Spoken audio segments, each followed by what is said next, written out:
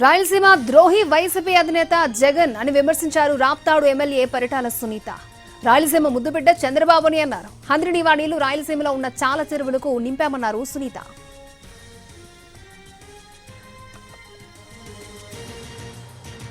వచ్చిన తర్వాత ఆగిపోయిన ప్రాజెక్టులన్నీ కూడా పూర్తి కూడా ఈరోజు చేస్తున్నాం కాబట్టి అవన్నీ కూడా వాళ్ళు చూసిన దానికి కూడా అందరికీ కూడా వాళ్ళకి ట్యాంక్స్ కూడా మేము చెప్తున్నాం.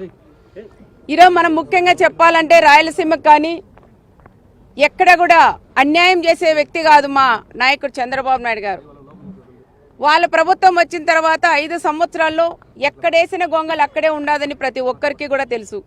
కానీ వైఎస్ఆర్ సైకో ప్రభుత్వం వచ్చిన తర్వాత ఎక్కడేసిన పనులు అక్కడే కూడా ఆగిపోయినాయి. ఆగిపోవడం వల్ల ఆ ప్రాంతంలో ఉండే రైతన్నలందరికీ ఈరోజు పంటలు కూడా ఎండిపోతున్నాయి. చీనీ చెట్లు కూడా కొట్టేసే పరిస్థితి ఈరోజు రైతన్నలకు ఏర్పడిందంటే దానికి కారకులు కూడా వైఎస్ఆర్ పార్టీ సంబంధించిన వాళ్ళని కూడా చెప్పొచ్చు. 2 సోమరాన్పల్లి రిజర్వాయర్లు కూడా త్వరలో అవి కూడా మేము స్టార్ట్ చేస్తున్నామని కూడా చెప్తున్నాం. ఎందుకంటే చంద్రబాబు నాయుడు గారు ఎక్కడైతే ఆ పార్టీ ఈ పార్టీ అనుకోకుండా